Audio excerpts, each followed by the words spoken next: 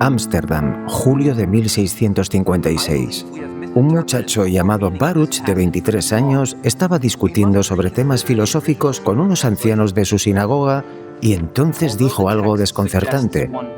Dios es la causa inmanente, no trascendente de todas las cosas. Quien ama a Dios no puede esforzarse en que Dios le ame a él. Y de repente aquellos ancianos le empezaron a insultar en hebreo antiguo. Maldito sea el día en que naciste. ¿Pero qué había hecho ese chico para merecer semejante bronca? Pues básicamente atreverse a pensar en voz alta. Había sugerido con una calma irritante que Dios no era ningún patriarca con una barba blanca sentado en algún trono cósmico y vigilando nuestros pecados, que Dios era más bien un todo, la naturaleza entera, el universo mismo, que Dios y la realidad eran la misma cosa. Por eso lo expulsaron, por pensar por sí mismo y por pensar distinto. Ese joven se llamaba Baruch de Spinoza y lo que le hicieron aquel día, lejos de quebrarlo, lo convirtieron en uno de los filósofos más coherentes, más íntegros y más serenos de la historia occidental. Quédate porque esto te va a interesar. Para entender a Spinoza hay que entender de dónde venía. Su familia era sefardí, judíos expulsados de la península ibérica, de España y de Portugal, que huyeron de la Inquisición buscando algo tan simple como vivir sin que alguien decidiera quemarte por tus creencias. Y aunque los Países Bajos del siglo XVII eran, comparados con el resto de Europa, relativamente tolerantes, esa tolerancia tenía límites. Y Baruch la fue quebrando desde muy joven. El joven Baruch era uno de esos chicos que irritaban a sus maestros en las aulas. Era brillantísimo, de los que entienden las cosas antes de que termines de explicarlas, pero que en lugar de conformarse con la respuesta correcta, preguntaba por qué esa respuesta era correcta. Pronto empezó a leer a pensadores que la comunidad consideraba peligrosos, frecuentaba círculos cristianos liberales, de esos que pasaban olímpicamente de los rituales y debatían ideas con más libertad. Y poco a poco fue tejiendo una visión del mundo que no encajaba con la ortodoxia de su comunidad. Y ahora viene una historia que me parece hermosa y a la vez incomprendida. Spinoza aprendió el oficio de pulir lentes ópticas para telescopios, para microscopios, para los instrumentos científicos que en el siglo XVII estaban abriendo el universo humano a dimensiones nunca vistas. Era un trabajo manual muy preciso que requería paciencia y una concentración casi meditativa, y él lo eligió deliberadamente no porque no tuviera opciones, sino porque quería mantener su independencia económica sin depender de mecenas ni instituciones que pudieran pedirle algo a cambio. Y hay algo hermoso en esta imagen. Las mismas manos que pulían cristales para que los científicos pudieran ver mejor las estrellas, trabajaban por las noches en manuscritos que intentaban dar claridad a las ideas más oscuras y confusas que tenemos los humanos sobre nosotros mismos. Este hombre vivía con muy poco. Escritos de la época describen una existencia casi ascética. Una sopa de leche, algo de pan, solo necesitaba una habitación pequeña para escribir, y no existía dramatismo alguno en su aparente sufrimiento. Spinoza no era un mártir de sí mismo. Le gustaba charlar con sus caseros, con la gente de a pie, con los artesanos del barrio, y se dice, y esto me encanta, que a veces para descansar la mente se quedaba mirando cómo las arañas peleaban entre ellas. Encontraba en esa pequeña violencia cotidiana el reflejo de algo mucho más grande, la naturaleza actuando según sus propias leyes, sin dramas, sin juicio moral. Vivía modestamente, sí, pero vivía exactamente como quería vivir. Y ahora vamos a los libros, porque aquí es donde Spinoza se vuelve verdaderamente incómodo para el poder establecido, tanto político como religioso, y donde su influencia se extiende hasta hoy a través de los siglos. Principios de la filosofía de Descartes, 1663. Este es el único libro que publicó con su nombre. En aquella época Descartes era más o menos lo que hoy sería una figura intelectual de primer nivel, admirado, discutido, omnipresente en las conversaciones serias y por supuesto que Spinoza lo respetaba. Pero un día, mientras desmenuzaba el pensamiento cartesiano para explicárselo a un estudiante, empezó a ver los agujeros. Si Dios es verdaderamente infinito, ¿cómo puede estar fuera del mundo? Porque si el mundo existe fuera de Dios, entonces el mundo limita a Dios, y un Dios limitado no es infinito. La lógica era implacable, y Spinoza lo siguió hasta el final de sus días, sin importarle las consecuencias. Esta obra le dio reconocimiento, sí, pero también lo puso en el radar de autoridades que preferían que ciertas preguntas no se hicieran en público. Tratado Teológico Político, 1670. Este es para mí uno de los textos más valientes escritos en el siglo XVII o quizás en cualquier siglo. Lo publicó de una manera anónima, con una ciudad falsa en la portada del libro, porque Spinoza sabía perfectamente lo que había escrito y sabía perfectamente cómo iba a ser recibido. ¿Y qué planteaba? Básicamente que la Biblia debe ser leída como lo que es, un documento histórico y literario producido por seres humanos en contextos específicos, que los llamados milagros son simplemente fenómenos naturales que aún no comprendemos del todo, y que, y aquí es donde aprieta las tuercas, la libertad de pensamiento no puede ser legislada sin destruir la propia sociedad que intenta protegerse. El libro fue prohibido casi de inmediato por las iglesias y por el gobierno. Decían que era un libro forjado en el infierno, y como suele pasar con todo lo que se prohíbe con demasiado entusiasmo, se convirtió en un fenómeno clandestino. Circulaba de mano en mano con portadas falsas de libros de medicina o de gramática. Todo el mundo quería leerlo, precisamente porque alguien había dicho que no se debía leer. La ética según el orden geométrico. Esta es su obra cumbre y honestamente creo que es un libro difícil de leer, no porque sea oscuro en sus ideas, que en el fondo son claras y poderosas, sino que Spinoza eligió presentarla de una manera que descolocaba completamente al lector. No tiene capítulos convencionales ni una narrativa convencional.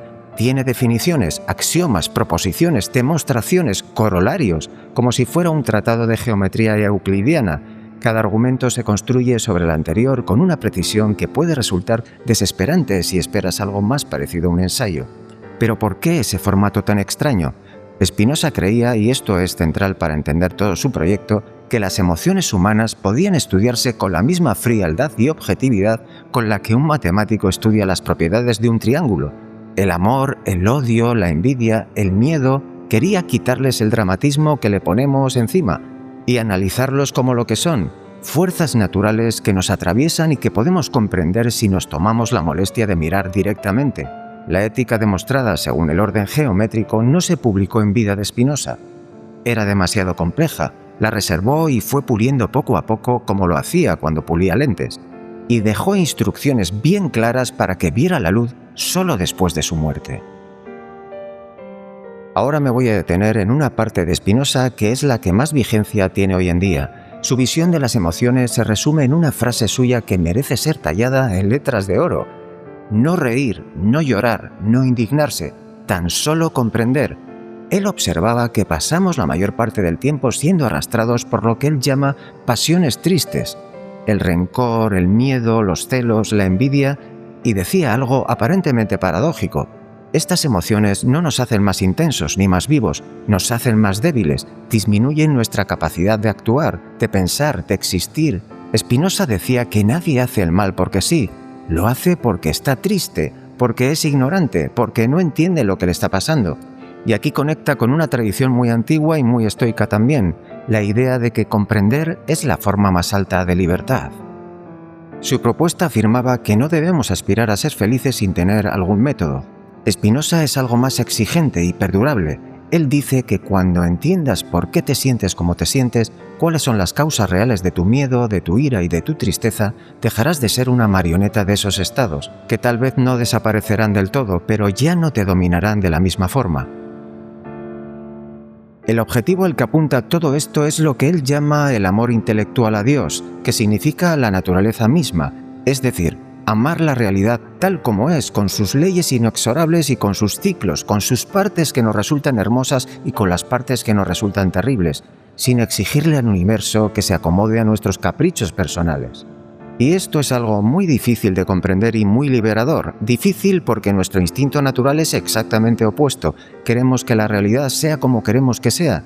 Liberador porque si logras, aunque sea acercarte a esa actitud, dejas de gastar energía en una batalla que no tiene ningún sentido librar. Ahora hablaré de dos episodios muy curiosos de Spinoza y que dicen mucho más sobre su carácter que cualquier análisis filosófico. El primero es que el mismísimo Luis XIV de Francia, el Rey Sol, el hombre más poderoso del continente europeo, en ese momento le ofreció una pensión generosa, un ingreso garantizado y seguridad económica para el resto de su vida. La única condición que le puso es que le dedicara una obra. Pues bien, Spinoza dijo que no. El siguiente ocurrió en la Universidad de Heidelberg, que le ofreció una cátedra para una posición académica de prestigio o reconocimiento institucional, todo lo que se supone que un intelectual debería querer. La única condición era que no perturbara la religión establecida durante sus clases. Pues bien, Spinoza también dijo que no. Prefería su taller lleno de polvo de vidrio, prefería las conversaciones con los vecinos y las arañas y los caseros.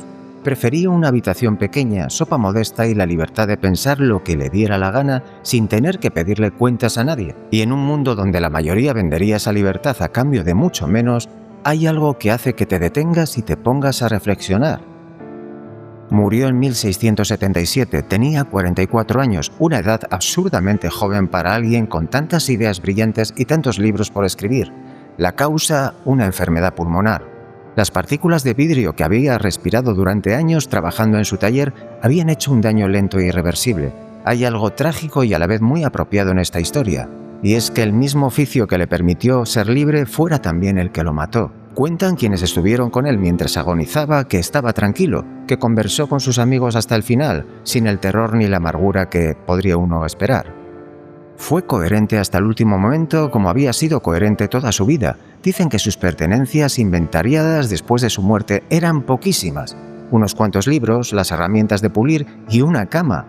Nada más que eso. Pero en el escritorio estaban los manuscritos de la ética y esos papeles que ninguna institución de su época quiso tocar en vida del autor cambiaron la filosofía occidental para siempre. Influyeron en Einstein, que decía creer en el Dios de Spinoza, en Goethe, en el propio Jorge Luis Borges, que le dedicó poemas donde lo imaginaba labrando aquel cristal infinito mientras la divinidad, que era también el todo, lo contemplaba sin juicio. Spinoza vivió excluido de la sociedad cerca de la pobreza, rechazado por su comunidad y vigilado por las autoridades durante décadas, y sin embargo hay algo en su vida, una cierta integridad radical y una coherencia entre lo que pensaba y lo que hacía que casi resulta envidiable. Y después de todo esto queda una pregunta que me hago a mí mismo y que te hago a ti. ¿Somos más libres en nuestros pensamientos que lo fue él? ¿O simplemente hemos cambiado unos dogmas por otros igualmente exigentes e igualmente capaces de excluir a quien no se ajusta a ellos? Spinoza nos dejó, entre otras cosas, la idea de que el mayor acto de rebeldía no es la rabia es una pasión triste, ya lo sabemos, sino la comprensión, entender la realidad tal como es sin adornarla ni deformarla para que nos resulte más cómoda, pulir el cristal hasta que la imagen sea nítida, aunque te cuesten los pulmones. Si este viaje por la vida de Spinoza te ha dejado dándole vueltas a la cabeza, me interesaría mucho saber de lo que se trata. Los comentarios están abajo y siempre los leo. Y por cierto que en el próximo vídeo nos ocuparemos de otro de esos personajes que vieron el mundo de una manera diferente e incómoda para todos los demás, y eso casi siempre es señal de que era un tipo genial. Hasta el próximo vídeo.